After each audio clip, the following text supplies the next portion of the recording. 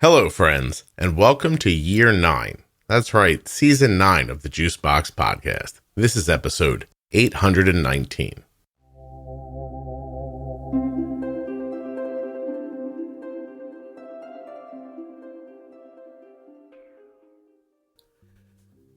Today I'll be speaking with Kate. She is a young person living with type 1 diabetes for not very long. I recorded this not too long ago, but have been saving it, especially to start off a new season with. Kate's story is one of perseverance and resolve. That's right, it's of perseverance and resolve, and it is uncommon, and I took a lot from it. While you're listening today, please remember that nothing you hear on the Juicebox Podcast should be considered advice, medical or otherwise. Always consult a physician before making any changes to your healthcare plan or becoming bold with insulin. If you're a U.S. resident who has type 1 or is the caregiver of someone with type 1, please go to t1dexchange.org/juicebox and complete their survey. The T1D Exchange survey supports diabetes research, and it can only do it with the simple answers to the simple questions that you get asked in the survey. t1dexchange.org/juicebox. Help move diabetes research forward right there from your home, right on your sofa, or wherever you're sitting. This episode of the Juicebox Podcast is sponsored by Omnipod, makers of the Omnipod 5 and the Omnipod DASH. You can get started right now at omnipod.com/juicebox. Today's podcast is also sponsored by US Med. Now, US Med is the place where Arden gets her Dexcom and Omnipod supplies, and you can get those and much more. usmed.com/juicebox or call 888-721-1514. Get your free benefits check today and get started with the white glove treatment from US Med. Hi, my name's Kate. I have been a type 1 diabetic for a little over a year now. So it's actually not really where my story started. I had a spinal cord injury in December of 2017. And so it was kind of had a lead of events that have happened to me over the past 5 years. All right. We're going to find out about that. How old are you now? I am 24 years old. 24. Kate, you have an older voice. Do you know that? I do not know. Maybe it's just the headphones. It could just be your microphone. You sound like, I don't know. You sound like well, maybe it's not that. I was going to say you sound like you've been through some shit. Like you have kind of it's like a gravitas to your voice. You know, you're like, my name is Kate. Like you just have you always been like a measured person? I would say definitely in the last few years. Yeah, no, since my injury, especially, it's kind of forced me to grow up really fast. I don't mean this poorly. Okay, Kate, please take me at my word on that. But if you would have told me I'm 56 years old, I would have been like, all right, that makes sense. Because Kate's got kind of a low, easy way about her. Like you speak, like, I don't know. All right, let's figure this out. All right, Kate, so you're 24. Geez, you were diagnosed a year ago with the diabetes, but you're saying that something happened before that. So tell me about it, please. Yeah, so it was December of 2017 is when the injury actually happened. But prior to that, in high school, I had started experiencing back pain. But I really didn't think anything of it. I was on the rowing team. So I was, kind of putting my body through a lot. So I just kind of dismissed it as, you're not stretching well. You're using your body really hard, la-di-da-di-da. And I just kept on going with life. Mm-hmm. And then it was the end of my senior year, and I happened to be in a Rite Aid pharmacy. I think I was picking up a script for one of my parents or something. Anyways, I was headed down the aisle that gets me quickest to the pharmacy line. Mm-hmm. and it happened to be my right leg gave out, and I fell, and I ended up knocking over a whole shelf's worth of pills, like supplements and stuff. And I was like, awesome, perfect aisle for this to happen to. Um, and so that was kind of like the eye opener of like, no, something's seriously going on. I got to get this figured out. So in that moment, did your legs just give out? Like, what was the sensation? Yeah, it was my right leg completely just buckled underneath me. Like I was walking and it was like, nope, you are not continuing. No pain prior So or anything leading up to the moment? I had been experiencing pain and I was having really bad like sciatica and stuff. At the time, I didn't know it was sciatica. Right. I just, was like, wow, I'm getting this like shooting pain down my leg. My back hurts a lot. I feel like an old person and I'm not even 18 years old. Wow. um, May I just ask, had you been telling your parents about this or no? no, I had not. No, it was just, I completely thought it was, I had been putting a lot of work in as far as rowing because we had the state championships coming up and it was my senior year. So I was really putting a lot of work into that. Mm-hmm.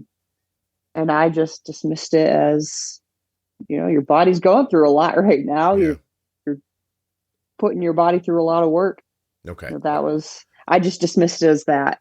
Okay. So you're on the floor in the pharmacy, vitamin D, zinc, B12, some Flintstones chewables. They're all around you. This is how I imagine it, by the way, just like marbles on the floor. Am I right? Yeah. Yeah. Oh yeah. That's exactly what it was. And of course it happened to be in one of those moments when there was a lot of like a fair amount of people inside the pharmacy. And I was like, and a few people came over and they were like, oh, are you all right? And of course, me being the young person I was like, yeah, I'm fine.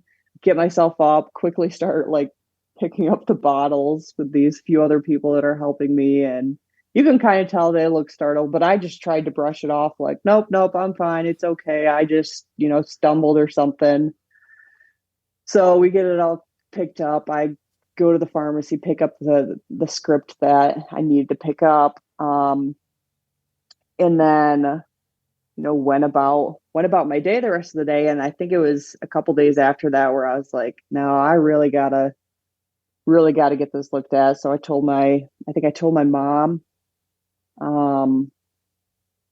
I don't even think I really directly told her that. I think it was actually, I went for one of the sports wellness checks. And then my primary care was doing like all the things he does to check. And he was doing one of the reflex checks in my legs. And I had none of the reflexes. And he was like, oh, we got to get this looked at. And then that's what led to me getting, I think it was just an MRI. Okay. And then they saw a herniated disc. So at first they went on the route of like physical therapy. That didn't help. So then they did an injection. That didn't help. Continued with physical therapy. This was probably another like 6 months Can I ask, did you continue to row or did it shut down your activity? I continued to row. I rowed all 4 years of high school. Yeah. And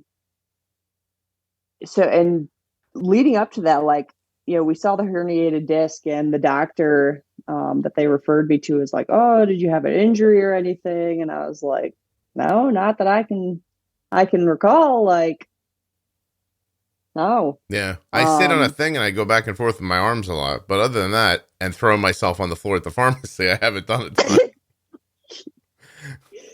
Yeah, exactly. Yep. And so I, went through that. Things weren't resolving. The disc did not go back in, like they had hoped. Were hoping it would. So they went in, did a microdiscectomy.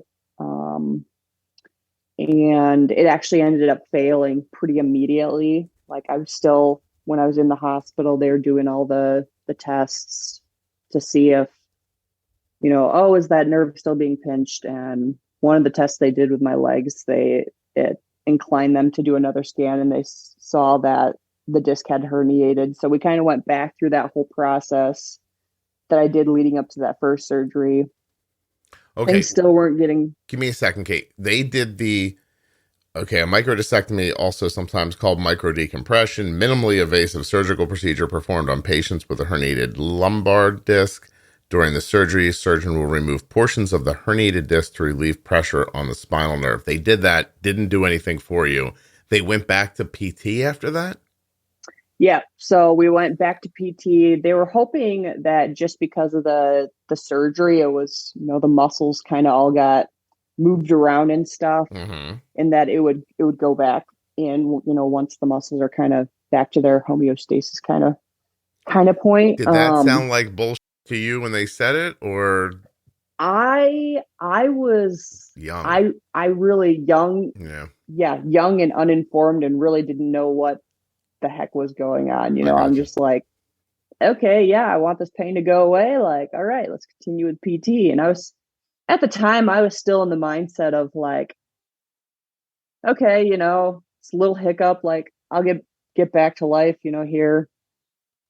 Just do what the doctors tell me and take care of my body as best as I can. Sure. In this time, and I'll get back to normalcy. So yeah, we continued PT. I can't remember. For some reason, I feel like they did another injection. Yeah, I had 2 or 3 spinal injections.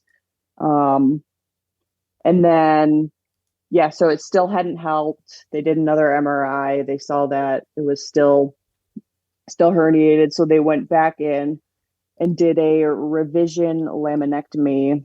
And within that, he said that, like, as he was doing the surgery, that, my disc was not like fully intact. It was kind of just crumbled in pieces.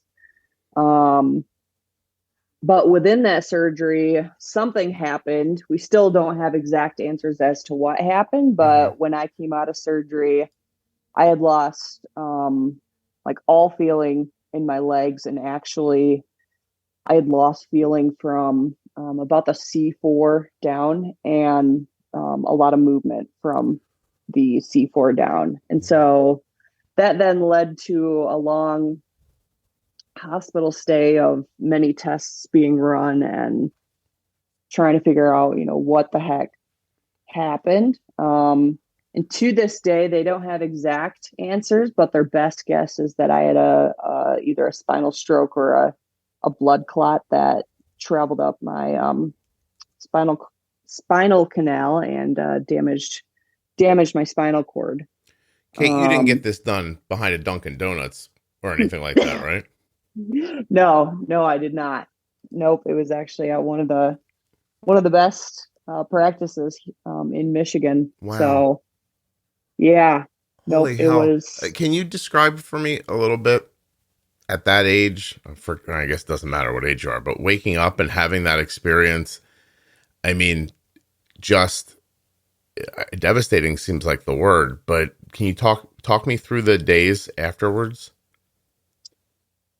Yeah, so that surgery was December of 2017. I'd graduated high school then, and I had started immediately at Fair State for construction management. Leading up to then, I was actually I was working for a directional drilling company that installed fiber optic internet, and I'll tell you, I really thought my life was set, and I was on my path, my career path as far as doing construction management. I was working in a kind of indirect path of construction, but I was doing what I loved. I was working outside,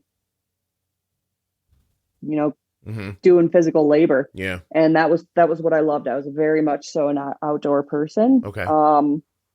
And in that moment, I will say, probably the first 2 to 3 months were really dark for me. I was just stuck in this, how am I going to do what I was doing, and going to Ferris and stuff, and for what I was going to school for. My mind was just stuck in how am I going to get back to that. When in the moment, I was like fully dependent on other people as far as my care. Okay. And on top of that, I was having, just a lot of health complications from all of it. And so, yeah, it was definitely really dark in the beginning days as far as that. I will say, like, just because I think a lot of it revolved around the physiatrist that I had inpatient at the rehab hospital I was at. He kind of just went real textbook with it and was like, all right, this is going to be your life. Like, you're going to need a caregiver 24/7. You're going to be confined to a wheelchair for the rest of your life. And you're going to have to figure out how to make this work. And I was like, wow, pal, like, nice to meet you too. And thanks for sprinkling the roses around before we talked about it.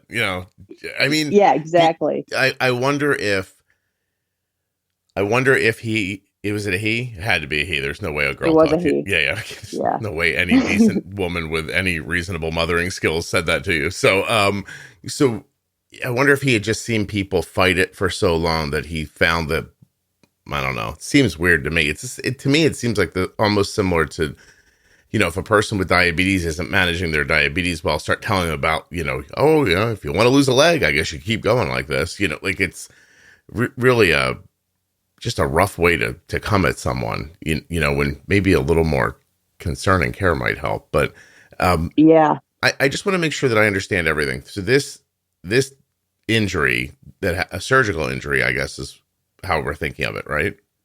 Yeah. Yeah. Yep. So we attack this disc problem first.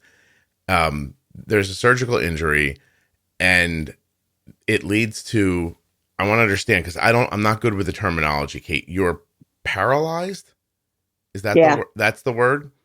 Yep. From about where down? Like, I'm sorry. I'm like, is it between the nipples and the belly button? I'm trying to think of a way to say it and I'm not good at it. So, is it like midline, like your sternum? Like where at? I'm affected from about the collarbones down. The collarbones. Okay. To some degree. So I have no movement in my legs or my core. Mm-hmm. And then my arms. So my hands are pretty affected. My triceps are pretty shot.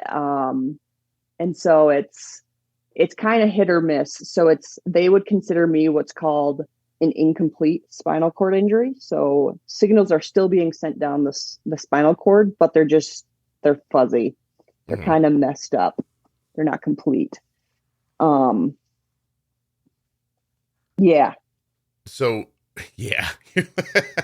Sorry, Kate. That was the most descriptive yeah anyone has ever uttered on this podcast. You're like, yeah. So I'm kind of fun. So like, I feel like is what you were saying. But that's wow, my God. And you're 18 years old when this happens. I was 19. 19 at that. Oh, because because you had to go to physical therapy 6 times. So yeah. I bet. Well, so your hands, like right now, did you set this up for yourself today, the interview, or did somebody actually have to help you with this? We all get our diabetes supplies from somewhere. At our house, we get them from US Med. Why do we do that? Well, US Med offers white glove treatment. They are the #1 distributor for Freestyle Libre systems nationwide, the #1 specialty distributor for Omnipod DASH, and the fastest growing tandem distributor, again nationwide. US Med is rated #1 in Dexcom customer satisfaction surveys. Isn't that amazing? Over 1 million diabetes customers have been served by US Med since 1996, and they offer you better service and better care. But they offer you more than that. They also offer you 90 days worth of supplies and fast and free shipping when you place your order. They carry everything from insulin pumps, diabetes testing supplies, and the latest CGMs like the Freestyle Libre 3, the Dexcom G6, and I'm hearing that they'll have the Dexcom G7 just as soon as possible. Guess what else US Med is doing? Through their pharmacy benefits, US Med dispenses Novolog Insulin Aspart and Humalog Insulin Lispro. How about that? usmed.com/juicebox. Head over there right now and get started. Or if you prefer the phone, 888-721-1514. Get your free benefits check and get going with US Med. Sometime in 2008, when my daughter was 4 years old, my wife and I had a conversation. It sounded a little like this. We don't want Arden to go to school while she's doing MDI. We want her to have a pump. And so we went out and looked at all of the available pumps. And it was easy to decide to go with the Omnipod. It was tubeless. It was small. And it wouldn't hold her back or get caught on doorknobs. She could swim with it, take a shower, go to gym class, all without being attached to a controller by tubing. That was a long time ago. And my daughter has been wearing an Omnipod every day since then. Every day since 2008. And here we are standing in 2023. Omnipod has been with her through the entire thing. Omnipod.com/juicebox. You can make that same decision. Go find out right now if you're eligible for a free 30-day trial of the Omnipod DASH. Or if you're looking for something with an algorithm, something that can make some of those insulin decisions for you, go check out the Omnipod 5. They're both at the same link, omnipod.com/juicebox. Now, you may be eligible for a free 30-day trial of the Omnipod DASH, so that's definitely worth looking into. But if you're looking to get started with an algorithm, you can't go wrong with the Omnipod 5. Give it a shot. Maybe many years from now, you'll be able to say that Omnipod has been a friend to you for all these years, just like we can. Omnipod.com/juicebox. For full safety, risk information, and free trial terms and conditions, you can also visit omnipod.com/juicebox. If you can't remember the links, they're all at juiceboxpodcast.com. And when you click on my links to Omnipod, to US Med, or to any of the sponsors, you're helping to keep the show free and plentiful for the listeners. So please, if you're going to buy this stuff, use my link. Now we're going to get back to Kate's conversation, which is longer than some of the conversations that you're accustomed to in the podcast, but so very worth it.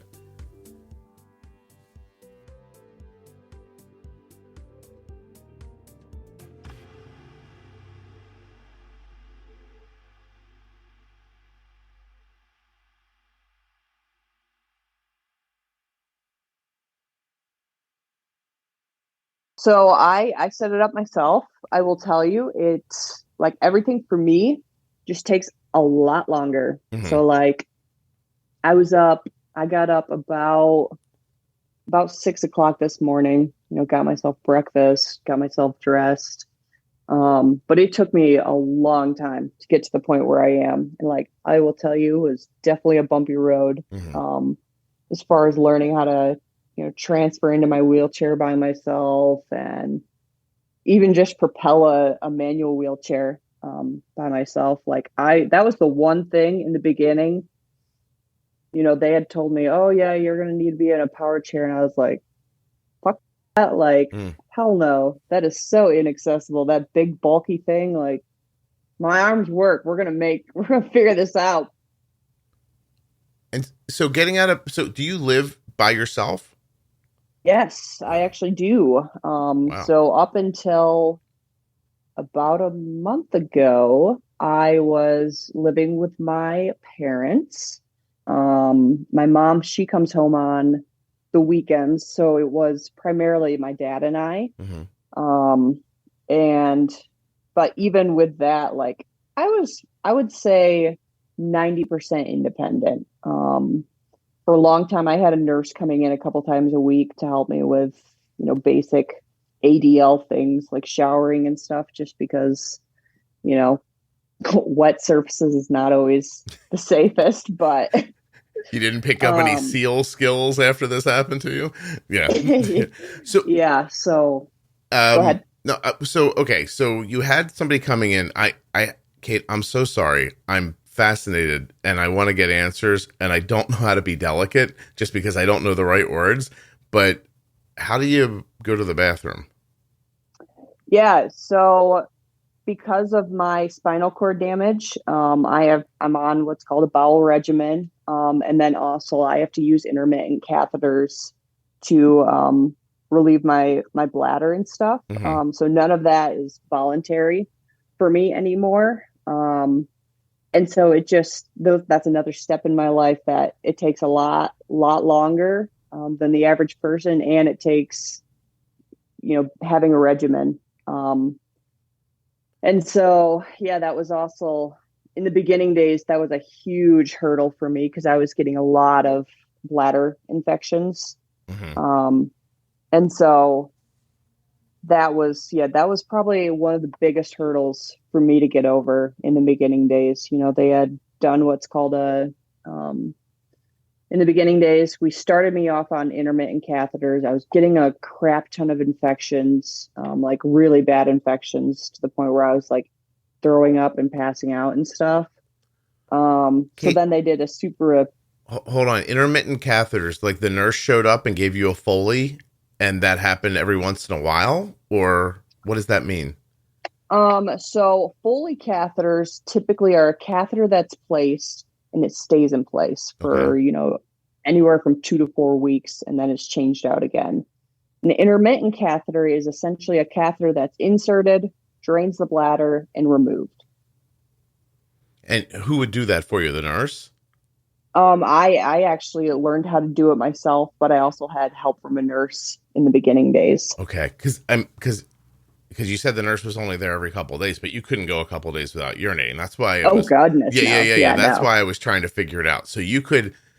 Wow. So you were, to dumb this down for me, you'd like pop a straw in there, let it out, and then that's it. You go back to life after that. Go back to life. Yeah. How many times a day do you need to do that? It varies from day to day, depending on like how much fluids I'm drinking, especially since I really picked up on the hand cycling. I'm drinking a lot more. So me right now, it's typically every 3 to 4 hours. Okay. All right. Do you live in a rather small place, or is it bigger because you need open space? So the place I'm in right now is actually quite cozy, but it's like really, it's open. Like if you saw it, you'd be like, wow, this is a small place, but like, no, I've made it work. It works for you. Yeah. Yep. Okay. So we got number 1 covered. Number 2, you said a bowel something. It's a bowel regimen. So it's kind of like the catheterization. It's, I have to use what are called suppositories once a night to help move that along, because essentially, so the intestines, they have something what's called peristalsis, and that's essentially what moves, the fecal matter through your intestines, just naturally. And ours is slowed down and paralyzed a lot. Okay. And so essentially we have to manually evacuate. Yeah. There's that yeah again. Okay, can we just call this episode yeah? So I'm sorry. I don't know what else to do. I love your yeah very much. So okay, so that's how that happens. Does it make you, God, I can't believe you got diabetes, but hold on a second. We're not even up to that yet. I'm trying to figure out when you go to eat or drink, obviously you need to sustain yourself, but is it in your head, if I eat this, it's going to have to come out? So in the beginning days, it was definitely hard. Because the really tricky part about it is like, we have to keep things relatively easily able to move through our system. And so that really included, eating a lot of fiber and figuring out what foods might, like, oh, does this food upset you or cause you to get more constipated and stuff. And if it does, so in the beginning, done. Say that again. If you find a food that doesn't go well with your body, then done. You don't eat it again. Yeah. Pretty much. Yeah. Pretty much. Except for, come on, Kate, what's the one where you're like, all right, I'll take the hit for this? So, I think it's definitely still it's been hard for me. So like pretty immediately after my second surgery, I developed a couple allergies that are like EpiPen worthy. One of those being adhesive and skin glue. So that was fun healing my incision after my second surgery because of the allergic reaction. But the other one happens to be dairy, which eliminates a lot. So I would say I was like, before I was sensitive to dairy and, it would give me really bad gas and diarrhea. But now it's like, it's just out of the question. I can't have it. And so I will say, just because of how crappy I feel, I really have not had too many foods where I'm like, yeah, that's going to make me feel like crap, but I really want it, just due to how crappy it makes me feel. So typically since my injury, once I found what works best for me, like I've stuck to it. Yeah. Kate, I'm going to tell you something I wouldn't normally do. My daughter just texted me, right? And I'm going to read the text back that I sent to her. So she's in college. She's been in college for 3 weeks. I can't give a lot of details, but there was a roommate issue that was fairly horrendous and took a number of weeks to get through. So she's not having a good time of it. And it's just starting to get normal. A couple days go by, and then Hurricane Ian decides that it's going to hit directly where she's at. So people bug out. She stays behind. They're hunkered down. Thankfully, the hurricane takes a turn, never even touches them, barely rains. So I kept telling her, I'm like, don't worry, Arden. I was like, you're going to get through this. The hurricane thing's going to end. On Monday, you're going to go to school, and things are going to start to look up. And she just texted me, I forgot my fucking water bottle. It's already a bad day. Now, Kate, if you don't mind, I'd like to respond to her. I'm currently interviewing a 24-year-old girl who became paralyzed at 18. Then last year, she got diabetes. She has to put a pill in her own ass to find water. Can I do that? Yeah. Okay. Send. There we go. All right. Now, that's parenting where I live. I mean, holy heck, I forgot my water bottle. The day is shot. So I'm trying to think about, like, if there's a water bottle across the room and you're looking at it and you want it, you're like, all right, I guess I can get there in 20 minutes. Like you know what I mean? Like I don't know how you, Kate, I'm going to ask you a question. I'm dancing around in my head the whole time. How do you not give up? So, that's a question I get a lot. Yeah, I would imagine. When I was in rehab for a really long time. I actually had a dietitian at the time come in, and for some reason she just, like, something in her registered, like, this person just needs someone to talk to. And something she told me, it was a quote that said, essentially it said, I can sit here in perpetual sadness and just, mourn in my loss, or I can make the best of my situation and just get on with life. Yeah. Things are going to be shit. Yeah. Things are going to suck at times, but like, we just got to find light in the situations and, move on as best as we can. So like, I'll tell you, like, in the beginning days, one of the first things I discovered, wow, this really sucks, was I had gotten myself ready for bed. And then the time came where I'm like, okay, I'm going to transfer into bed and go to bed. And I get myself transferred. And at the time, I'll tell you, like, transfers took me a good, probably 5-6 minutes. Okay. Just to get myself into bed. And I get myself into bed and I get the covers over and I look up and the lights are still on. And I'm like, oh, I would have given up. I would have thrown myself out of bed and tried to jam my head into the floor. I swear to you, Kate, I would have sat there going, fuck. That's quite literally what was going through my head. I was like, are you kidding me? Like, oh my God. I would have been like, I would hit myself, but like, hands don't work right. And so like I would just, oh my God, I would probably lose my mind. And you're, who's helping you? Therapy? Your parents? So it was at that time I was doing outpatient rehab where I was going into the hospital every day, but staying at home overnight. Mm-hmm. On that day, I remember it was just my dad, and my dad is one of those people. He's older, he's kind of hard of hearing, and at the time, I really didn't have a lot of lung capacity at Perfect. all. So Perfect, Kate. Perfect. Keep going. Tell the story. Yeah. so I was like, I could try yelling, it's not going to get anywhere. Um, and so of course, I'm like, I'm one of those people. It has to be dark in the room for me to go to sleep. Mm-hmm. Like, has to be dark. So of course, I get myself out of bed. The first thing I did was I went on Amazon and I ordered an Alexa, because that was one of the things they told me in rehab was like, be thankful we're in the day we are, and you can order things like Alexa to turn your lights on and off. And I was like, that is so stupid. Like, only lazy people do that. I'm not doing that. But that day that happened, I was like, nope. Voice activated lights are happening. Yeah. Oh yeah. You would think so. And anything else I can figure out that will help me.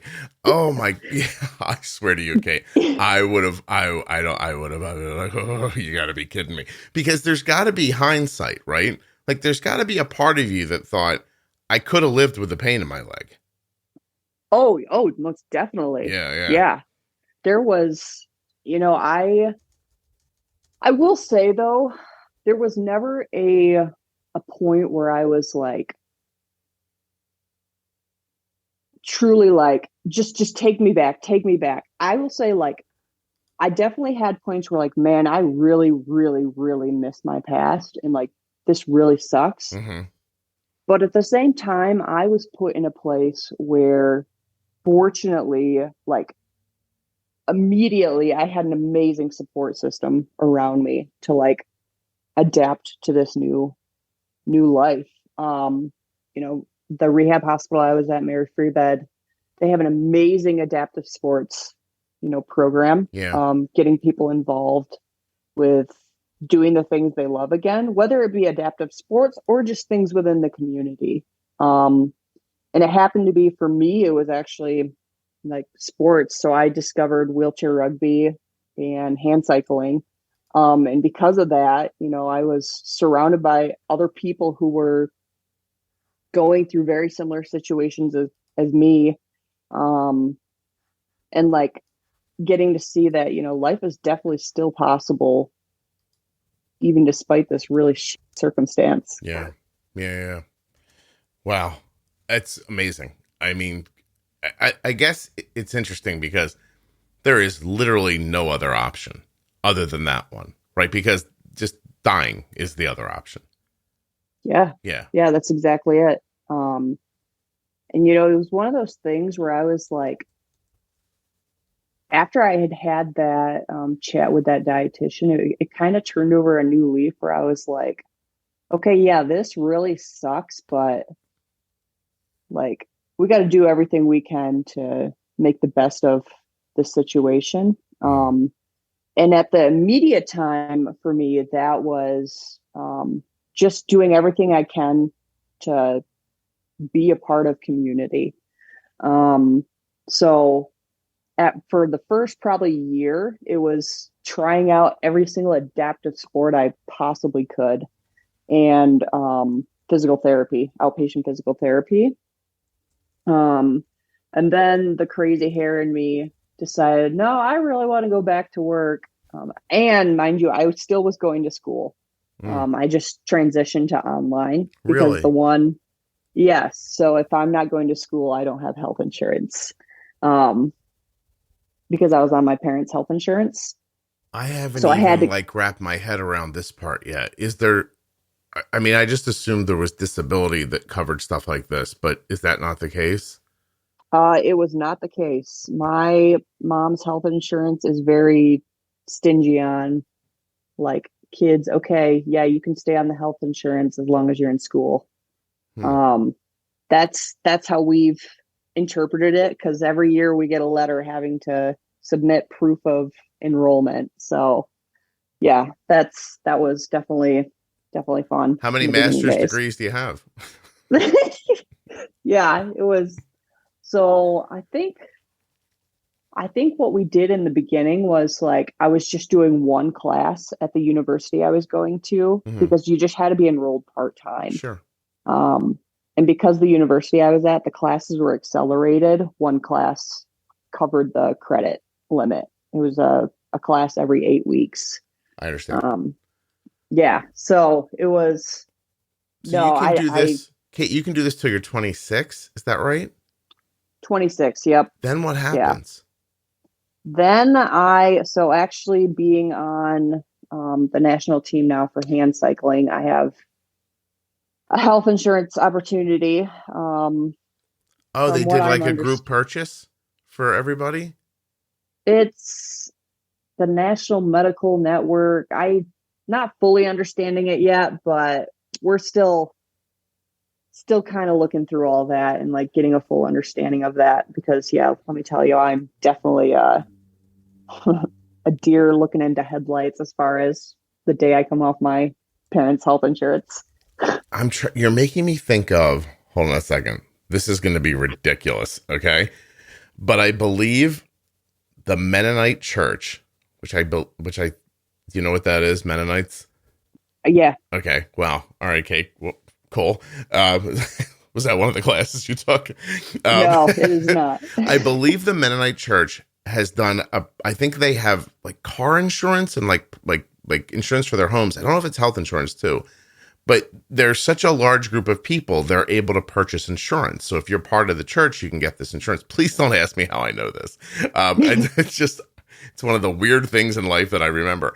And I was just wondering if the Hand Cycling Association or if people with spinal cord injuries in general could do something like that. Although I'm trying to imagine the insurance company, it was like, how many people with spinal cord injuries do you want us to cover? Yeah, sure. Come on in. But you'd still have to pay for it. You know what I mean? Like, and you're not working, right? So that's that was the part I was actually getting to was the crazy hair in me decided, no, I want to go back into work, get back to work. So I went through a resource in Michigan called Michigan Rehabilitation Services, MRS. Yeah. Essentially, what they do is they help people with disabilities find employment. Okay. So within that, they found me a job through what was called the Downtown Ambassador Program. Um, and with that job, what I was doing was pushing around all of downtown, essentially just helping people within downtown find places that they're trying to get to, help with events that were happening downtown. We also helped, kind of keep the homeless population at bay, if you know what I mean there.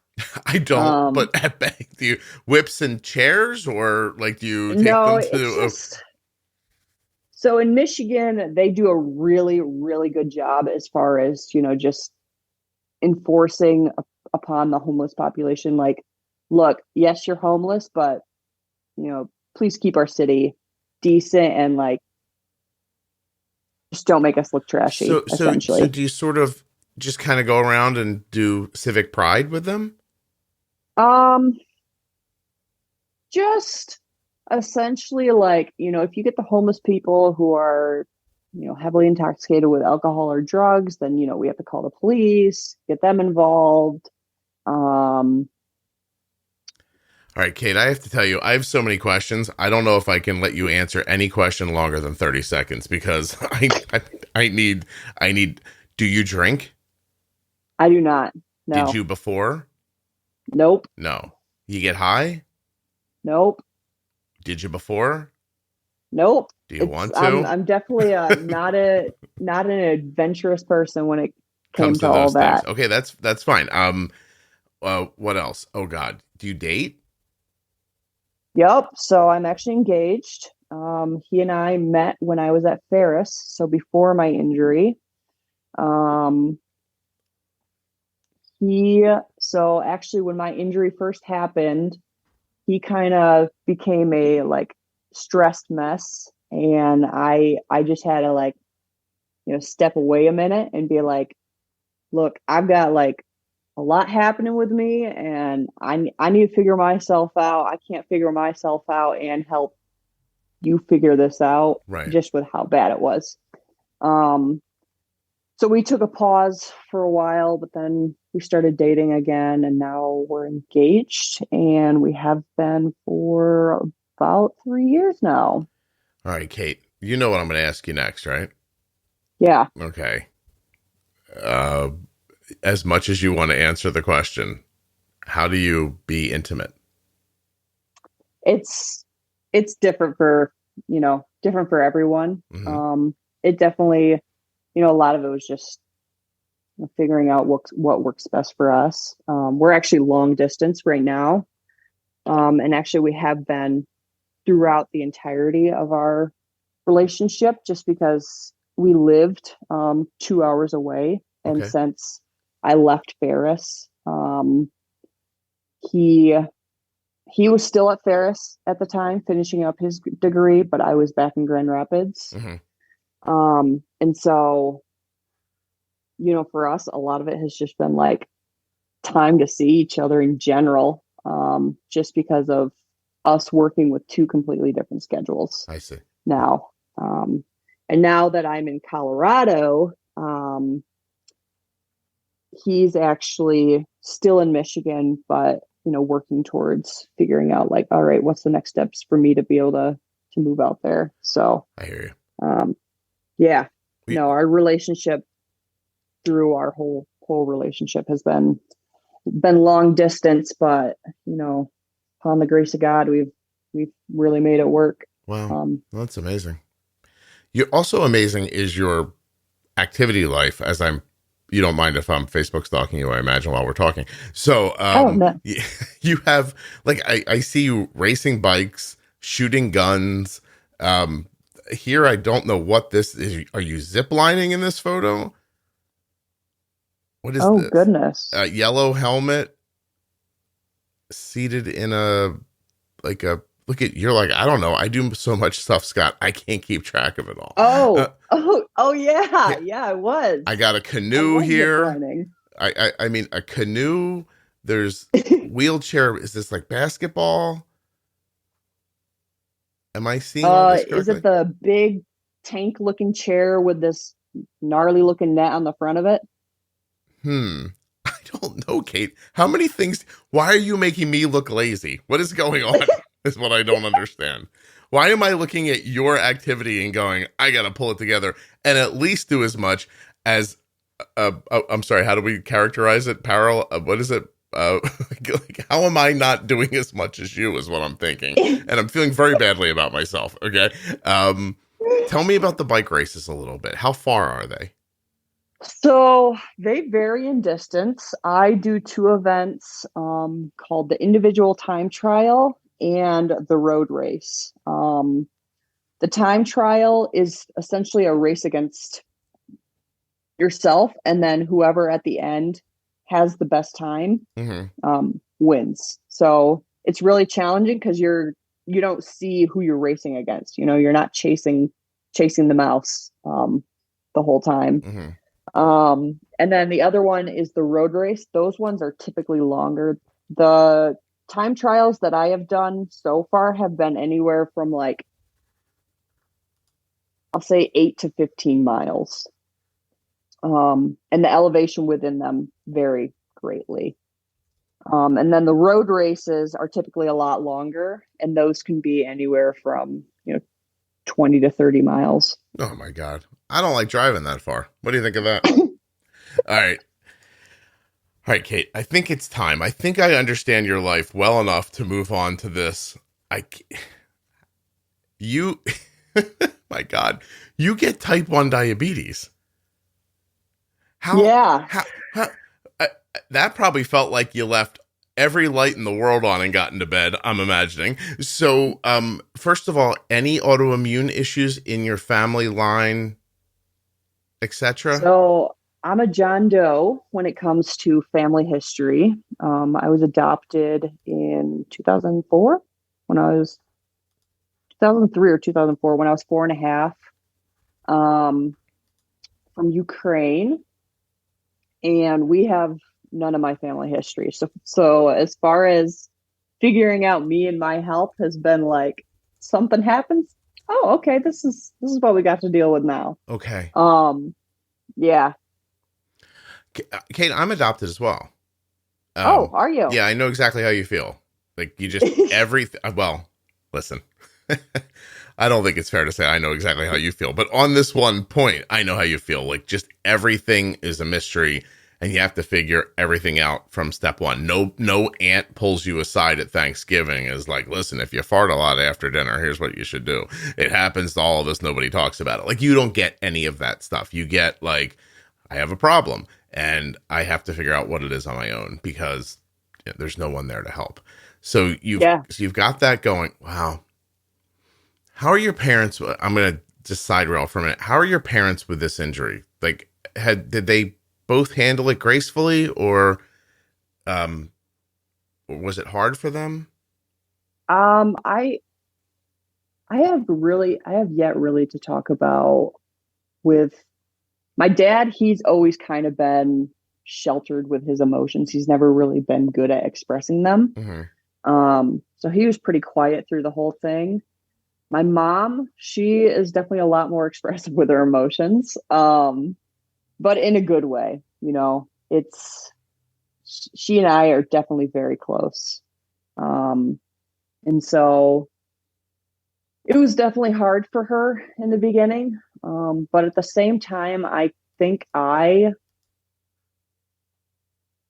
have had definitely, and I think this just stemmed from me being adopted and my really kind of shitty upbringing in the education system in my beginning days due to not speaking English. Mm.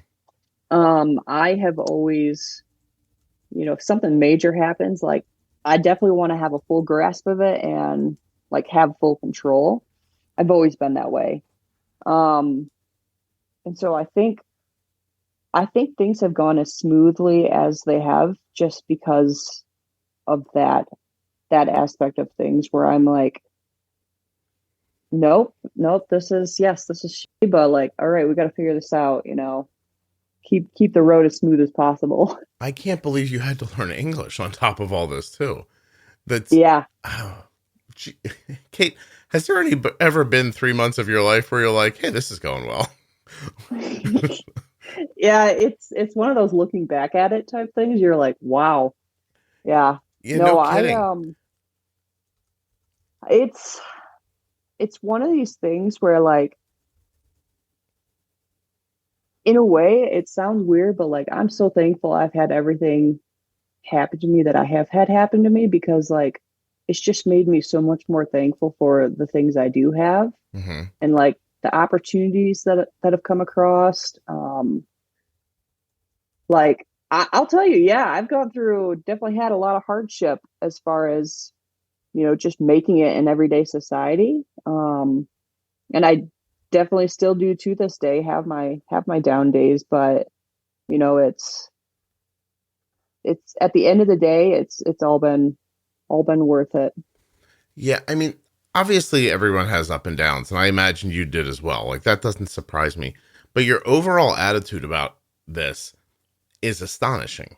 And is it something you can take credit for, or is this just how you're wired? I don't know. It's that has had definitely been a question of mine of like, you know, why I have been able to take this so well. Right. It's kind of like it's been a question of mine, but I'm like, all right, I'm glad that I am able to take it as well as I have been. And I think so much of it has just been because of the support system I've had. You must know other people in similar situations to yours that are not handling it well. Is that true? Yeah, no, I've definitely met my fair share of them. It's very sad. And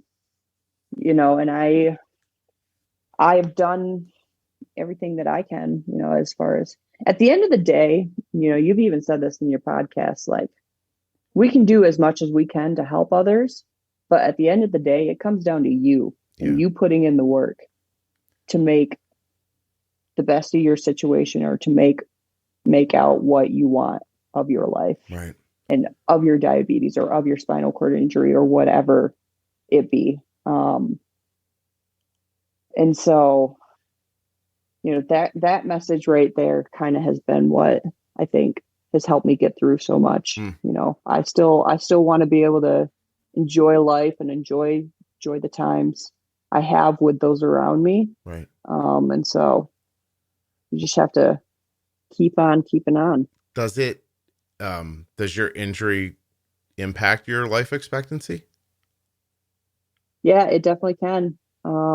It's one of those things to me, I've looked at it a lot like the diabetes, and because of the spinal cord injury, I have a lot of nerve damage, and I have autonomic issues. Being able to regulate temperature and blood pressure, and I get this thing that's called autonomic dysreflexia every once in a while. Whenever my body's like, "Yo, something's wrong," but I can't directly tell you what's wrong, so we're just gonna freak your body out. We'll shut down for a second and reboot.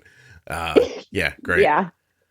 Yep. Kate, I'm drawn to ask you, did you sue the doctor? I did not. No. Did you think about it? No, No? for me, it was just one of those things that I was like, I guess I just the whole time was like, all right, blood clot or spinal stroke. But at the same time, I think I was in that moment, in the immediates of it happening, I was very like, all right, okay, it's like a broken leg, we'll get back to life here pretty soon. All will be fine. I think that's what, in the beginning days, weirdly, it helped me a lot. That feeling that you could get back to normal. To normalcy. Yeah. When you come to grips with the idea that you're not going to, is it after you work through other stuff and then you can kind of then think about the next step? Is it more about that than, does that make sense?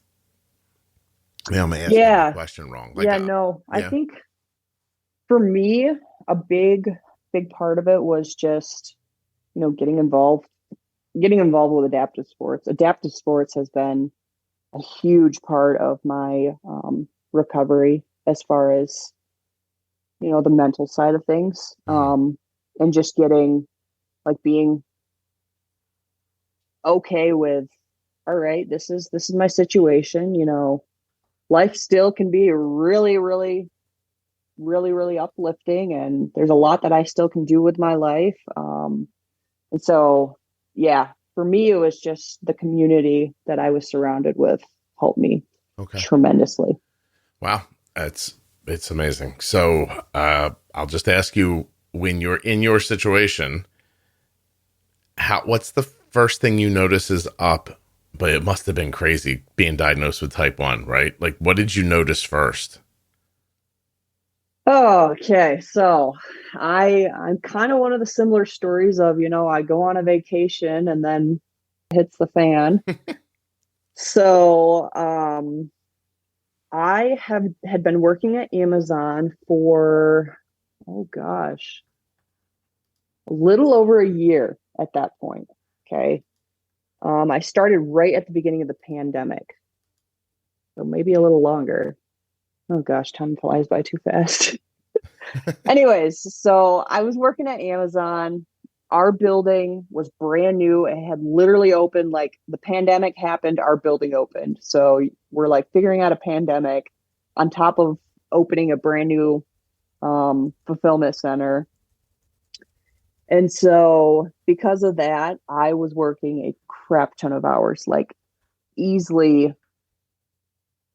I would say averaging 60 to 70 hours a week, easily. Okay. On the minimum. And so, and I had just kind of redirected myself because of COVID, sports had really stopped. And so like, that was just that was my new temporary path of life right there in that moment was working at Amazon. And at first it was kind of another like little leaf that turned over for me. It was the first job that I had where I felt like I wasn't being limited because of my disability. Mm-hmm. What were you doing there? Or what are you doing there if you're still there? I'm actually not still there. Okay. I'm thankfully out of there. Oh my God. The stories about Amazon are true? No, it was for us because in the beginning of the pandemic, when a building first opens, they're going to be understaffed. Okay. So we're understaffed. We're having to maintain all the COVID practices of masks, social distancing, COVID testing, all that. But we're also a brand new building that was opening right before Prime Day. Okay. So, yeah. So I was working a crap ton of hours there. I was doing everything from what they call rebinning, which is essentially grabbing these items from this tray, and then you have to put it into the correct spot of the shelf. And the shelf has like 100, 200 different little slots that it can go to. So I was doing that at first. Then from there, they moved me to what is called Smart Pack, which is essentially this machine that packs these items for you. You have to stick the items into the machine. It shoots down and packs it. And then I was there for a very long time because they really liked my rates. But with that, I will say, like, I had explained to you, it was the first job where I had where I really didn't feel like I was being limited because of my disability. Right. And so like I was picking up overtime, like I was staying late, I was working all the time. And then at a point it kind of got to where I was like, wow, I am like really tired. Like we got to the point where mandatory extra time was being called, because it kind of turned over into COVID where like things were opening back up.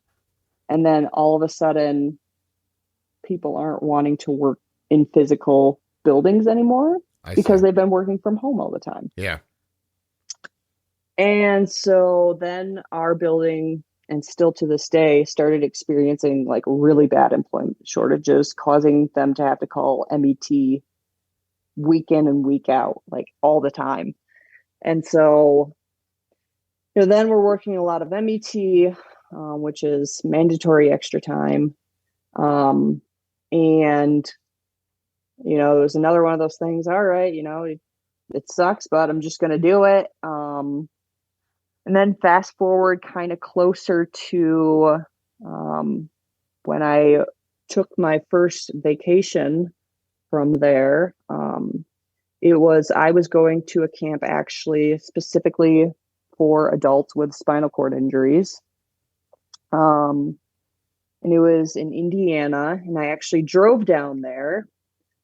Leading up to that camp, I had been extra tired, but I just dismissed it as burnout, like burnout from working a crap ton of hours every single week for, over a year. And mind you, that job is a very physical job. Like on average, I was doing around 30,000 pushes a day in my wheelchair. Wow. Yeah. So it was a physically taxing job. And so, I just dismissed, all my tiredness and lack of motivation outside of work just because of, I'm tired, I'm burnt out. Right. So I was like really looking forward to this vacation, a step away from work, get back into doing things that, are for me. So I drive down to the camp. The first few days of the camp, everything's going pretty okay. I had actually started experiencing a bout of constipation, like right before leaving for that camp. Still was having issues throughout the camp. And then my body decided that at the top of this really tall rock climbing wall, outdoor rock climbing wall, that it had had enough. And I ended up collapsing. So they get me down. I come back to, they're cooling me down. It was hot outside. So we kind of just dismissed it as like, oh, she overheated. They did call the ambulance just because the doctors that were there at the camp were like, she's not had a bowel movement in over a week. She collapsed at the top of this rock climbing wall. Something's clearly up. And so they sent me to the hospital via ambulance, get me to the hospital. At the hospital, they strictly just dismissed it as like, oh, yep, you're constipated. Take milk of magnesia, up your stool softeners and all that. Give me a bag of fluids. Didn't do any blood work or anything in the hospital and discharged me. So go back to the camp. I still feel like crap. We had one more day of that camp, and then and we all pack up and we all head home. On my drive home, something in me clicked where I was like, no, I really, really do not feel good. Like something is not right. Mm-hmm. And so I called my primary care office and I explained to them what had been going on and, all the symptoms I had been having. And I had explained to him like, hey, I've been at this camp. I've really not been feeling a lot. I've been extra tired. I've had a lot of constipation.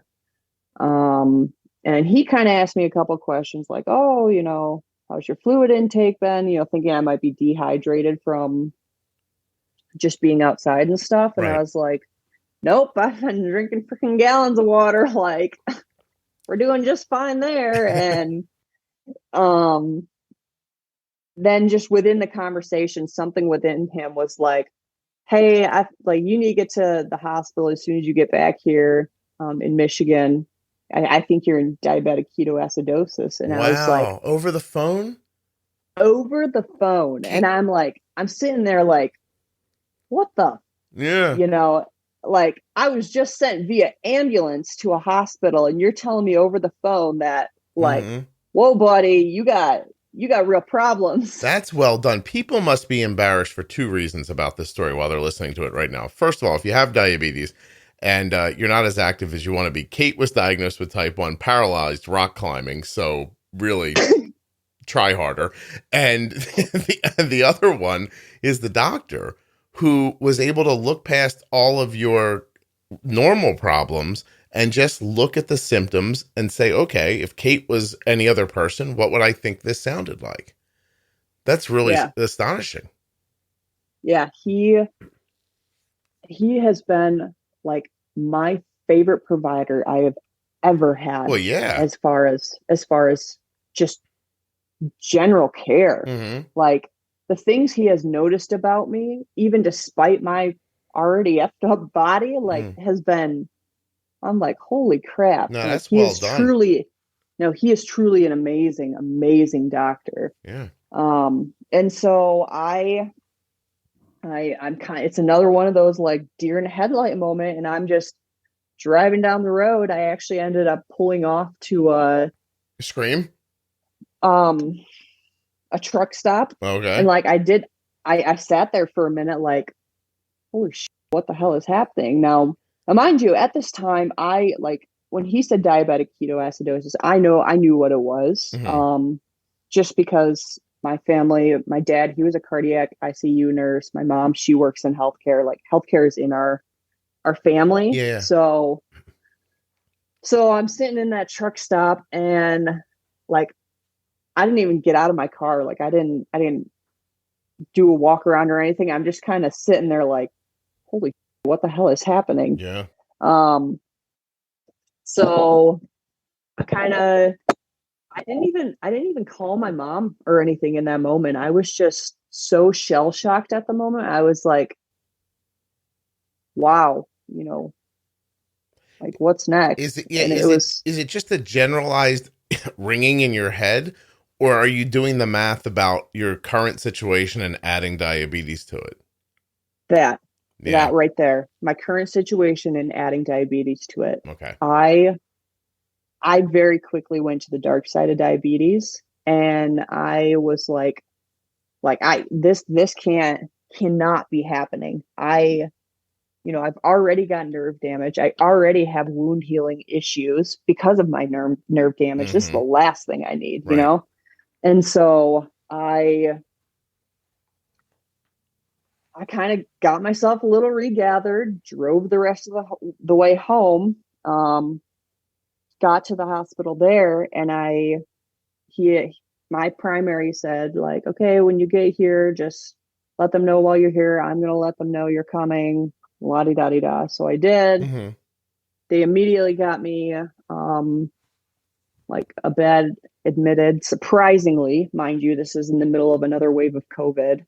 Um, and so they got me in, and they do the basic, you know, check your blood pressure, all that.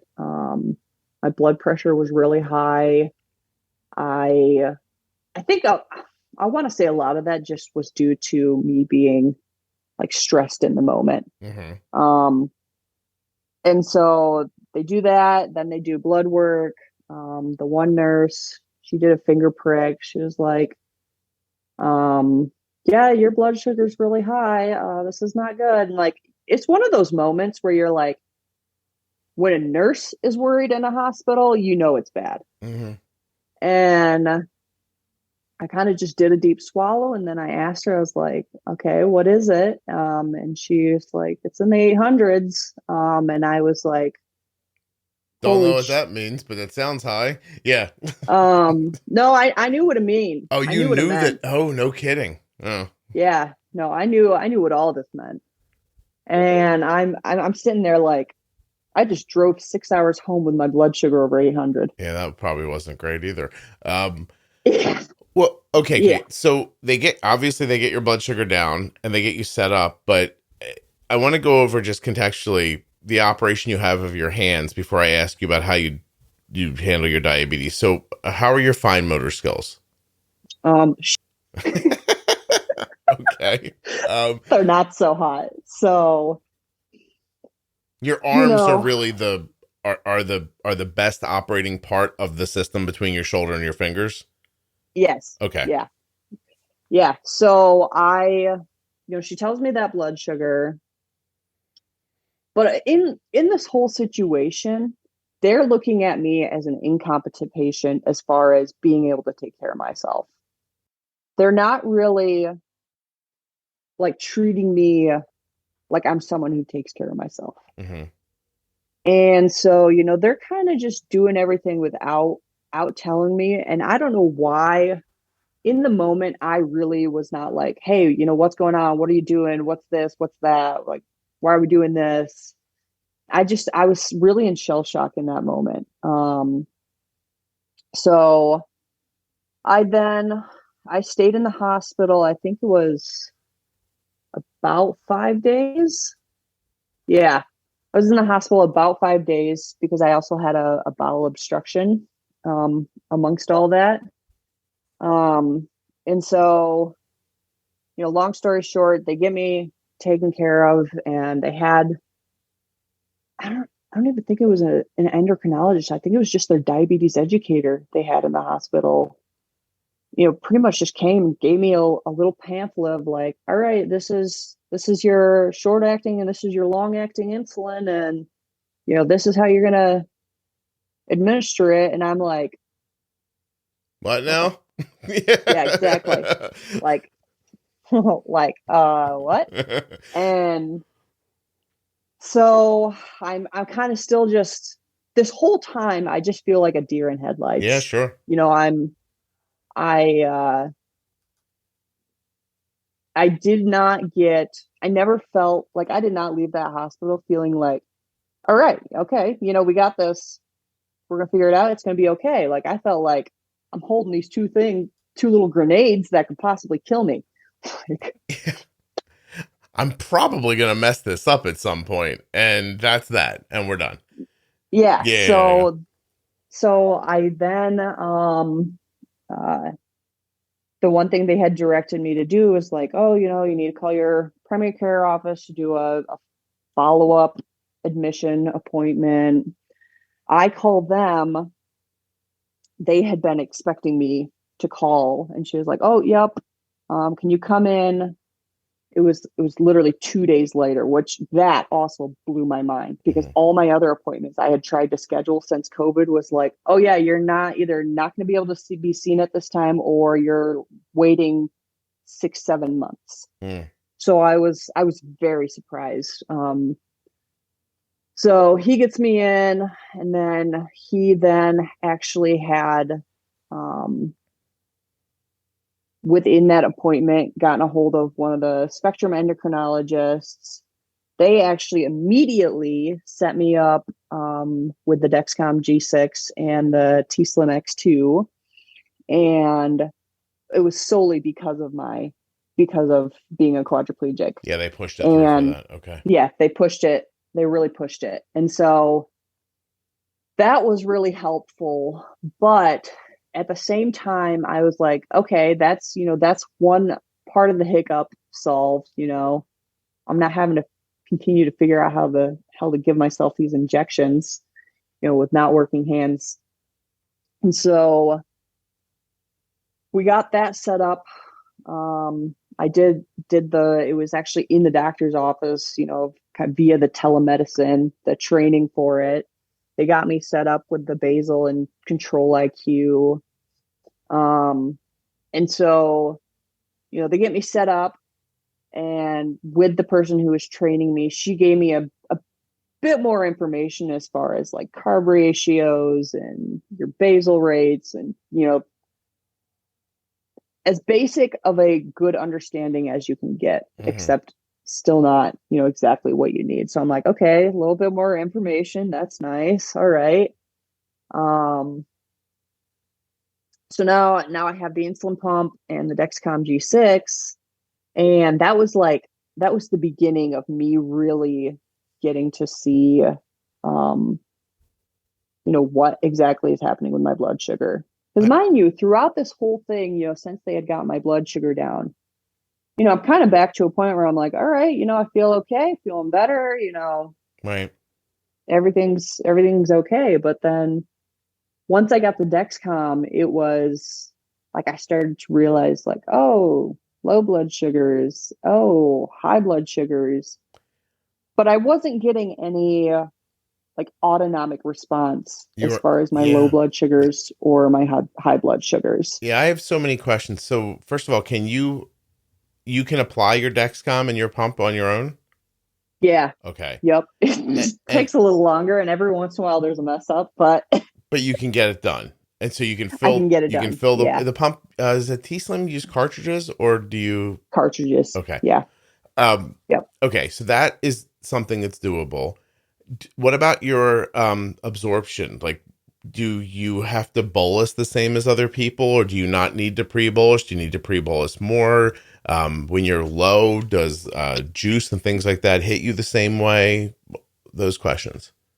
So, yeah. So when I first got the Dexcom, that was when I really, started noticing me, like, was starting to be able to like interpret how insulin was affecting me. Because up until that point, I was doing finger pricks, but it was like, all right, I see this number, but what exactly is happening with it? So one of the first moments that I had where I was like, because the one thing they did tell me in the hospital is like, you need to, like, whatever you do, you have to avoid really low blood sugars. Low blood sugar is bad, like really dangerous. And I was like, okay. So the first time I got a low with my Dexcom, it was actually happened to be, I was on my hand cycle. At the time, I still didn't understand what the different alarms meant. And I'll tell you, I was, I guess, a little stupid and ignorant in the moment and really didn't take the time to be like, oh, this alarm means that and that alarm means that. It was just, I was trying to still maintain, my regular life back home. And so I was on my hand cycle. I had about 20 minutes of my workout left, and then I hear the alarm. And I'm like, oh, I've got 20 minutes left. I feel just fine. Like, I'm going to keep going, So I finished the workout. Then I look at my Dexcom and it just says low. And I'm like, oh, that's bad. So I, get into my out of my bike and into my chair as quickly as I can, sprint up my ramp, get to my manual glucometer, and it tells me I'm 23. And I'm like, oh, that's really not good. Like, I could tell I was, I had the anxiety running through me, but at the same time, I was questioning, what? Like, why am I not feeling, deathly sick right now? Mm-hmm. Like, what the heck is going on? And so, I did at that point know to like, I didn't just shove a bunch of food in me. It was because I was very immediately into the diagnosis. I was very scared of high blood sugars. Okay. I think in the beginning days, I was more scared of high blood sugars than I was of low blood sugars, just because of that aspect of me not feeling my lows. Yeah. So I did take it really slowly as far as like consuming carbs. In that moment, it was kind of like, all right, I ate a few. At the time, I ate a few crackers, waited about 10 minutes, did a check, ate a few more crackers until it came back up. But then it was that moment where I was like, all right, so like I got to figure this out. Like, this is not good. But at the same time, what is going on as far as like me not feeling, and yeah, why are you not having any of the like, were you sweating, having trouble nothing. Thinking? So I don't sweat due to my spinal cord injury. Oh, okay. Yeah. So but you didn't have a seizure, you didn't feel dizzy, nothing literally at all. Nothing. That's crazy. Yeah. So yeah, it was that moment where I was like, because I had the people in the hospital tell me, my primary care tell me, like I'd had multiple people tell me like low blood sugar is really, really dangerous. Mm-hmm. So like that happened and I was like, what the heck? Finally, you've got a superpower, Kate. Yeah. Finally, you got one, like a real one. So yeah, when you get low now, still nothing? Still nothing. Yeah.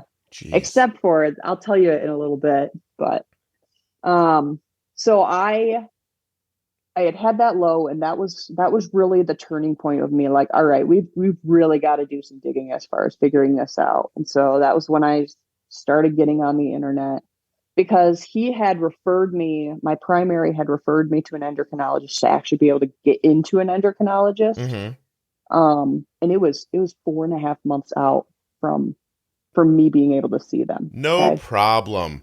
That's fine. I'll just wait 4 months. What? That's not well done at all. We need your GP back. That guy knows what to do. Yeah.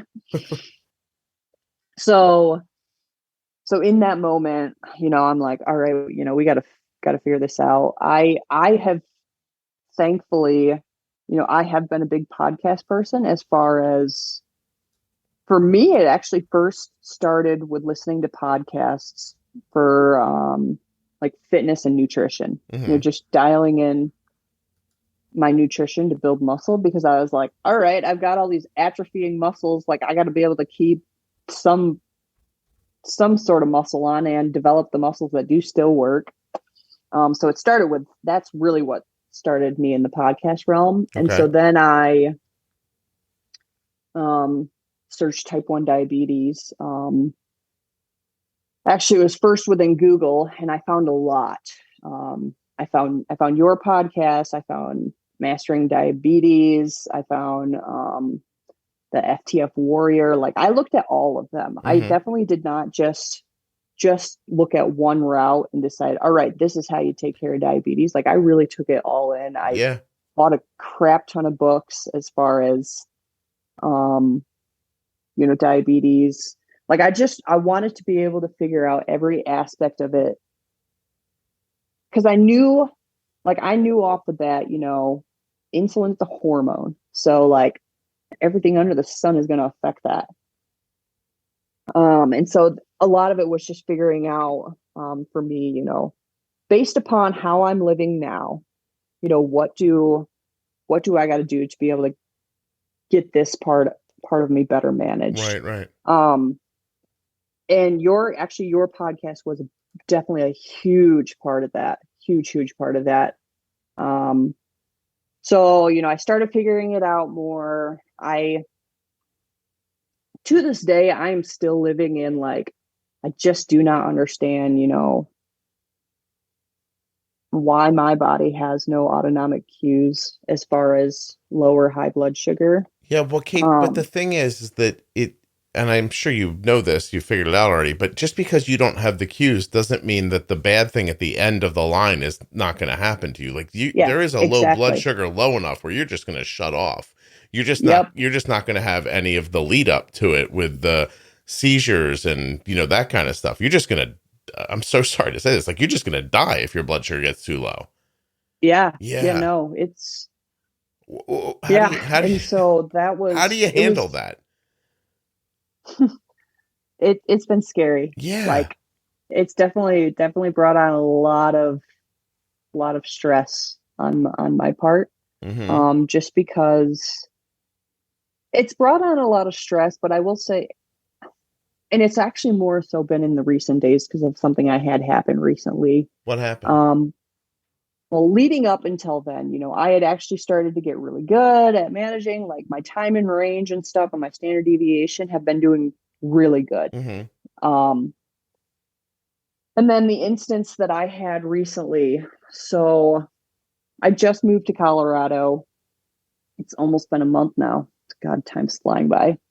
So I just moved to Colorado, and I will tell you the one thing I for sure took for granted back in Michigan was I knew where I was going because I lived in the same house for over 20 years. Right. From the day I was adopted up until I moved to Colorado, I lived in the same house. Like I knew everywhere I was going. Like there was not getting lost for me. Mm-hmm. So now here in Colorado, all of a sudden, I'm like, I'm a cow in the middle of the field, like, whoa, where are we? And so oh gosh, when was it? Last Saturday? Not the Saturday that we just had, but over a week ago. The 24th. Yeah. Yeah. So all of my long rides are typically on Saturdays because Sunday is a rest day where I, don't do any exercising. Mm-hmm. So I've always planned my long rides on Saturdays just because of it being a rest day on Sunday. So I had been sent this route from another hand cyclist that lived here a few years ago. And I was like, cool, sweet. It's a nice, really, really easy loop. It happens to actually be a loop that doesn't have a lot of climbing because up until this route, I had been doing a crap ton of climbing, Yeah. So it happened to be, I had to drive to the route. Excuse me. I had to drive to the route, and then it was actually kind of out in the country, like really out in the middle of nowhere in this little city called Fountain. So I get my bike out, all is going well. I get to about the 40-mile mark, and my bike computer tells me to turn onto this road, Book Drive, and I look over and it's a dirt road. Mind you, the weekend before, the same thing happened where it wanted me to go on a dirt road. I went on the dirt road, but then ended up with a flat tire. So this time, when it wanted me to turn on to Book Drive, that was a dirt road. I was like, yeah, no, that is not happening.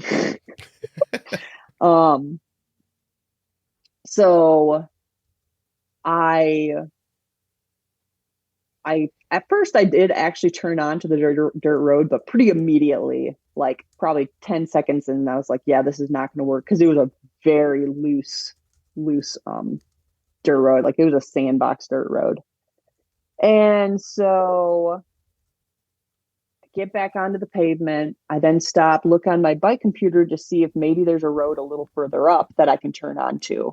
Because mind you, I was like 10 miles from being back to my van. So I was like pretty close to being done. I'm not seeing anything, so I start backtracking the way I had come, and every road it's wanted me to turn onto was a dirt road. So up until this point, I was doing really good with fuel, and it happened to be right before that road that I turned onto, that I had to turn onto, the book drive that was dirt. Right. I had taken my last pit stop to get in fluids and get in my gels, that like carb gels that I had. Yeah. It happened to be right at an alpaca farm. So like I'm having the time of my life. I'm out in the middle of nowhere hanging out with alpacas, which happened to be one of my mom's favorite animals. So like I'm smiling from ear to ear, taking in some videos from my mom. Then pack things up and go to book drive, and it's like, oh shoot, here we are again. Like lost again. Good job, Katie. So I start backtracking. Every road it's wanting me to turn onto is a dirt road. So I'm like, okay, all right, I'm doing fine. So I backtracked the whole way. I'm at this point probably about like 53 or 54 miles in, and then I'm kind of like all of a sudden where I'm like, wow, I'm not feeling so hot. Like I'm tired, so I take another stop. And this was about 7 miles from my van. Okay, I take another stop, drink the rest of the fluids I had, which at that point I had probably gone through about 1.5 liters of fluids. Okay. Took the one last gel I had gone through 3 gels. Each of those gels have, what is it? I think it's like 22 carbs or something like that. Had 3 gels, and I had one of these bars called a Grab the Gold bar, which is just a really densely filled, calorie dense bar. It's like almost 300 calories just for the bar. So like really, in reality, I should have been fine. And I had noticed my Dexcom alarm went off. It said I was 55. And I was like, oh, and it was in that moment I was like, okay, I'm low. But at the same time, kind of question like, wow, I really don't feel good. What is like, this is weird. Took my last gel because I said I was 55. Took a big drink of the fluids I had, which also had carbs in, like it was a carb mix. Right. So I had a lot of carbs on board. And I keep going, get another couple miles, and I'm like, I really don't feel good. And like, what I had noticed of the like, no, I'm in trouble was I was going down a hill. And you know how when you start biking down a hill, like it gets easier to pedal. Well, that wasn't happening for me. And I was like, no, something's up. So I stop, I do a manual check, and it says I'm 19. Okay. Ooh. And I'm like, shoot, I'm really in trouble. And like at this moment, I will say I was definitely a bit foggy and like trying to figure out like, all right, what do I do in this moment? I, for some reason, thought of everyone that I knew in Colorado Springs and was like, well, they're no help. I'm 30 miles away from Colorado Springs. Do you think to call 911? Just hold on. Okay. So, Kate's like, hold on, let it happen. In this moment, while I'm like trying to think of what to do, at the same time, my body was just like so tired and so out of it. So like I did know to like every time a big truck went by, I was trying to get my hand up to like try to wave them down, because I was like, I have this huge ass bike. It's not going to fit in a little tiny sedan to help me. So like I was trying to get help. Wasn't getting help, but then it happened to be like I felt my eyes getting really heavy in the moment, and I was like, no, I really need help. And then it happened to be something happened, and I happened to have enough vision in me that I saw straight ahead. Like, I'm talking, you pull in, you'll be there within 20 seconds of walking. It happened to be, I was literally right by a fire department, the Hanover Fire Department. And I was like, immediately, I was like, oh, they're my help. So I pull in, and they had this sidewalk. Like, I'm so thankful for how their sidewalks was constructed. It wasn't a 90-degree turn to get up to the building. It was an angle. Oh, I see. And then it came straight. So I was actually able to get right up to it with my bike. And I knock on the door and ask the lady for help. And so then she gets me taken care of as far as like getting me more food and fluids. Like, she answered the door. Her name was Jo. And I was like, hi, yeah, I got really lost and ended up having to backtrack my route, which added a lot of extra mileage. And I need fluids and food. And that's what came out of my mouth. And she saw my pump on my waist, and she was like, oh, do you need any medical attention? I was like, my blood sugar's low. I just need food. Like, that's all I was thinking about, was like, I need food. So she got me the food, got me into their truck, my bike into their truck, back to my van. I just kept consuming food for probably another couple hours. Got back to Colorado Springs, and kind of in that moment, I was like, wow, that was really not good. That was, it was a huge eye opener for me. Like, yeah, that was a little too close for comfort. Like, yeah, there are a lot of people listening right now who wouldn't have gone on that bike ride who aren't quadriplegic. So who have diabetes have been like, that sounds like a lot of work. I probably wouldn't have done that. And so is it partly, I mean, you said ignorance earlier, just because you were new to it, you don't really know, but also I'm assuming because you've never had the feeling of being low, you haven't had that fear. Yeah. Kind of come to Jesus moment where you were like, okay, this is the thing I have to worry about. And so you could be low, all the way to 19, where you really were. Yeah, you were on death's door. That's amazing. Yeah. And here's the thing is, I really think I was lower than that, because like, I pulling into that fire department, like pulled into the fire department, they got me taken care of. And I will tell you, like, it stressed me out as far as like being scared to get back on the bike and stuff. Yeah. I might think. Absolutely. But I don't know if it's just the like stubborn part of me. I was like, all right, you love hand cycling. You're not going to let this stop you. So for some reason, the next day for my ride, I had an easy recovery ride. I went back out there, like, because I just had so many questions. Like, I needed to see it all again, as far as where I was, what was all going through. So when I had seen the fire department, I thought it was Hanover Fire Department Station 325. And the only thing I had seen was their main building, like where their little kitchenette and stuff is. I didn't see any of the garages or anything. This place was flipping huge. But me in that moment, it just seemed like one tiny little building where the help was. You're lucky you're lucky you went to the right door even. There was also, is it a paid fire department or a volunteer department? Because I'm wondering if you're lucky that there was even anybody there.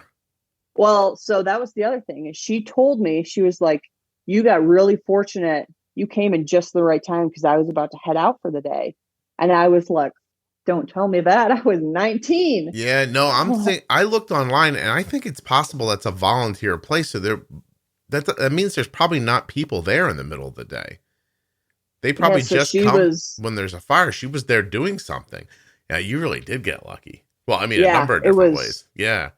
It was definitely, I got very lucky. All right, Kate, So what are we doing now? Like, are people now aware of where you are when you're riding and things like that? Do you have backups in place? So the next day I went back, it was like a holy shit, you were really in a dangerous situation, just because going back in a fully conscious state, like everything looked completely different. There was 4 huge stalls for the trucks. There was 2 main doors, and I just happened to choose the right door, know? That's incredible. That's really incredible. I looked online. It's a big building. And it's long and expansive. It's not like 2 stories, right? It's one like kind of spread out level. Yeah. That's really yeah, you got lucky. Well, okay, hold on a second. I'm so sorry to say this, but like I'm up on another appointment in a little bit, so I have to wrap up. But let me start by asking you if there's anything we didn't talk about that you really wanted to get to. No, not really. We got through. Okay. Yeah. Yep. It's an astonishing story. I mean, it really is. It's crazy that your life is that it's that big. And I'm wondering that bike's got to feel like freedom to you, right? Yeah, it's exactly it. Yeah. That's the first race I did in hand cycling was like, it was the first moment that I had where I felt just truly unstoppable. And, like the limits are endless. Better than driving a car even? Yeah, I think so. Because, for me, it was like I'm exerting physical energy and just get to feel super strong in that moment. And I think that was just my true love for hand cycling was, a big reason why I went back out to that fire station the next day. But like that moment it was a big eye opener as far as like, all right, we got to figure out better safety protocols. So I did buy this like little satellite GPS thing that I can have pings sent my send my location every so often. So I got that, and then also have some people show me routes that are like actually safe, so I'm not having to backtrack. It's so interesting because at the core of all this, Kate, you're still 24. Like you have the attitude of a 24-year-old single girl. Like you're like, oh, I'm gonna go for a ride now, and just not thinking about. I guess I don't know. It's just like if you put me, I'm a parent, right, and I'm older, and so if you said to me, I'm gonna go for a bike ride, my brain immediately comes up with 15 reasons why you shouldn't or things that we have to do before you do it. But you don't feel that way. You feel like I'm going to go for a ride now. I mean, that you went out the next day, that's astonishing. Like that would have stopped most people. Most people would have been like, no, I'm good. I'm not going to ride my bike for a while till I figure out something. But you just, so the control IQ was taking your basal away, but it wasn't helping, right? Well, so actually, I've actually not used the control IQ in quite a while, just because in normal circumstances, I've not had as good of control as I like. Okay. So I had set a temp rate for that ride. Okay. But because I had to backtrack my ride, and I was so focused on trying to figure out how to get back without having to completely backtrack, I forgot about my temp rate expiring. It's the one thing I truly hate about tandem is if you set a temp rate, it does not notify you when that temp rate expires. It just expires. It just ends. It doesn't beep and say, hey. It just ends. Yeah. Okay. Yeah. So that's what happened is my temp rate, I had set it to 25% of what my normal basal is. And it went back to my normal basal. And so I'm getting a crap ton more insulin while I'm out here exerting energy. And mind you, it was like 86, 87 degrees in dry Colorado. Hey, makes me wonder, how much do you weigh? 110 pounds. And what is your basal rate? My basal rate right now for like just strolling about every day, not doing exercise, is about 1.7. Okay. Yeah. And so part of that's probably because you have your digestion slow, I imagine. Food stays in you longer, that kind of stuff. So you're getting impacts along the way from that? Because 1.7 for your weight. I mean, listen, Yeah. you're the first quad. Can I just say quad? I don't know what to say. Is quad Yeah. okay? Yep. Okay. You're the first quad that I've ever spoken to, so I don't have any context for how insulin might work in you. Do you need to pre-bolus your meals? Yep. You do. About how long? Me, I do it about 20 minutes. Like 20 minutes is the minimum usually. What's your A1C? My last A1C was 5.1. And what range do you look for? Where do you try to keep your blood sugar? In a happy place, I say between 80 and 150. Okay. What do you call a spike after a meal? Like, where do you go, oh, I really messed this up? I start looking at it for me at about 130. I start looking at it at about 130. And if it's like either creeping up or staying up there, I'm like, okay, let's get this back down. And then like, as far as my homeostasis point, it's definitely, the high 90s, low 100s for me. Okay. How often do you get low under 70? Not that often, really. So my last, looking at Dexcom Clarity, like my time in range has actually been, the last 7 days has been 89%. Which I'm really happy with. 2% low, 4% high, 1% very high.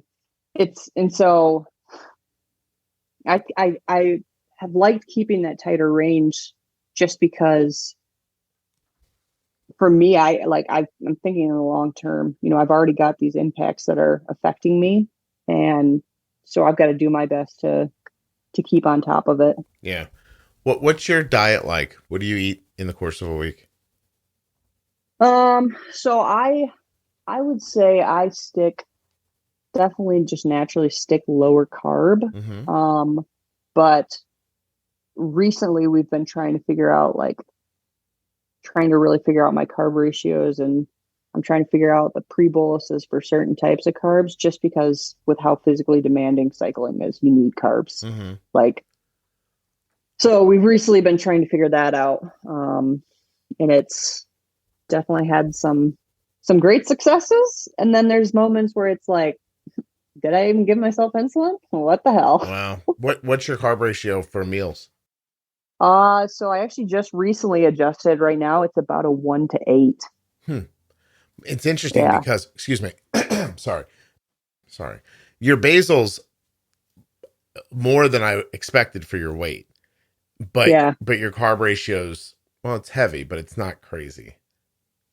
It's no, I will say, so like the basal rate, that is, as far as when I'm like just pushing around in my wheelchair, it's kind of expected just because of how few calories we burn sitting in a wheelchair. Like it's so much less, walking around and doing day to day, we're burning a lot more. And so that's the only thing I can think of, just me naturally having really low blood pressure because of my injury.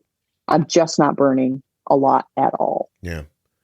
Hey, is there any high side to this? Do you not get your period anymore? Is there anything good that comes from this at all?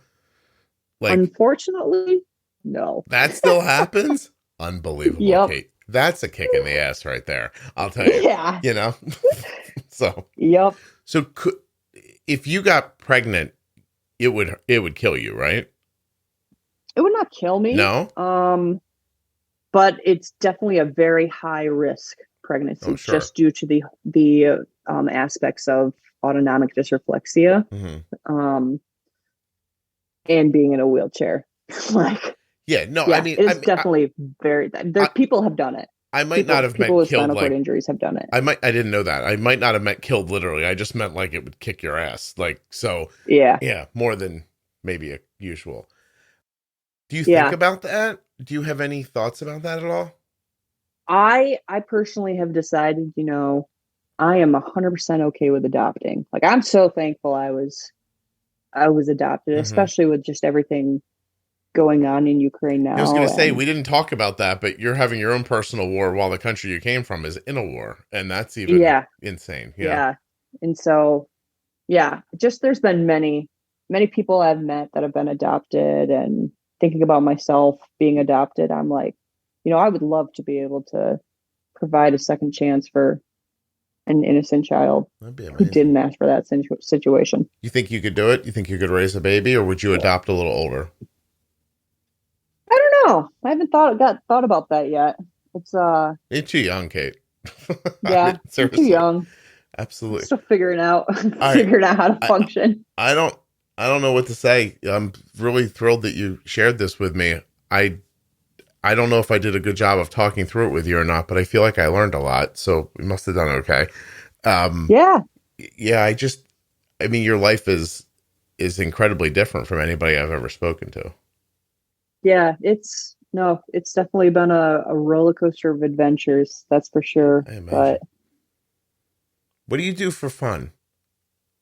Forget the um riding and all that stuff. Like, I figure that's probably part of your mental health routine, the riding and everything. But like, just like, I guess my question is, do the days get long, or do you have them filled with things when you're just at home? so this is actually, since moving to Colorado, this has been the first time where I've actually had like free time to Okay. just do things.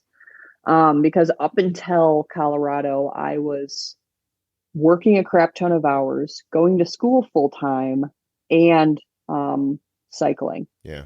So like my plate was jam packed as far as schedule. Right. So since moving to Colorado, it's been filled with like just going to check out new places, finding hiking paths. There's this one called Hunt Falls that I've done a few times now.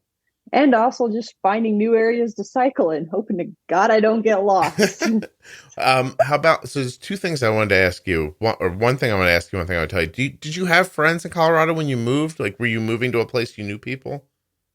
I know a couple of people, but I've only recently met them since going to the World Cup and World Championships. What made you move to there?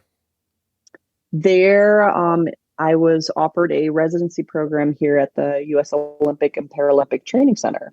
Wow. Wow. So Yeah, no, are you going to it's really try to, cool. are you trying to compete in the Paralympics? I am keeping my doors open as wide as I can as far as opportunities with whatever I do. Mm-hmm. I would love to believe that I can get to that point. I actually um, took first place in all four races I did between the World Cup and World Championships. Um, and so, yeah, no, the World Cup and World Championships was a really big eye opener to me as far as like, Where you you were? know, yeah, Yeah. just where I was and like how far I've come No, with it's myself and how astonishing. far I still have yet that I can go. Well, good luck. And the other thing I want to tell you is that people report all the time that higher elevations can lead to lower blood sugars. So I just wanted to tell you that. Yeah, actually it's weird. So I've had a little bit of the opposite. I Oh, of like course. my rates have gone up as far as insulin needs since being here. Hmm. Yeah, Well, it's okay. been really interesting. And I don't know, I'm hoping a lot of it is just due to stress, just because I'm like in a completely new area and don't know where I'm going. Yeah. Well, it could be, right? You could just be stressed out. I noticed that when my daughter moved to school, that she had different needs while things were going on. So, yeah, I mean, maybe you'll find a settling in point after you've been there for a while. Um, Yeah. okay, Kate, my last question, and I'll let you go. I've kept you over time significantly. I'm sorry. Um, I normally ask this question of people, and I always think I know what they're going to say. You're the first person I thought not to ask it to because it seemed obvious to me, but maybe it's not. So let me just ask. I give you a magic wand. You walk again or get rid of diabetes? Oh goodness. It's weird. I think I'd honestly say like neither. You know, Wow. I've both of these really situations have brought so much opportunity and just like growth in my life. Um, like in a weird way, I'm so thankful that they've happened to me. I think it sounds shit, like it's taken me getting knocked on my ass to really really get a full understanding of like the consequences of our failed efforts and just, you know, the work that we can put in, the opportunities I have, the strength that I have, all of that. It seems to me that the removal of extraneous distractions from your life has allowed you to focus on what actually matters to you, and that your physical state is not as important to reaching those things as maybe other people would expect. Is that fair? That is, yeah, you hit the nail on the head with that. 100%. Okay. Well, thank you so much for sharing this all with me. I really appreciate you taking the time. This was wonderful. You know, I don't know if you're aware of this or not. I record almost every day. So when you and I began talking, I didn't know you were you. Oh, really? which is why when I obviously know I'm going to interview you. I know that coming up on my schedule, there's a young girl that sent me a really cool note and popped up on my Facebook page, who was quadriplegic in a chair and was going to come on the show. But as I came in here and sat down today, I didn't know that you were that person. And so when I said initially that your voice sounds very mature, like you've been through some shit, I did not know I was talking to you at that moment. I've gotten that from a lot of people. I seem a lot more mature than my age, and I definitely attributed that to the injury. Yeah. I don't think we're going to be seeing you on TikTok shaking your boobs, is what I'm saying. Yeah, no. Yeah, no. I think you've transcended past that part of life, it seems like. Do you think if none of this happened to you, do you think you'd be dancing on TikTok? Do you think you'd be doing what, like, do you know what I mean? Or you didn't sound like that kind of person to begin with, but. No, I really don't. Yeah. I very quickly, got myself into employment and like figuring out my path of life. Yeah. Which was construction management and doing the working for the directional drilling company. Right. Yeah, you were pretty focused right away. Well, yeah. All right. Well, Kate, you're spectacular. Thank you very much. I appreciate you doing this. No, thank you. Yeah, my pleasure.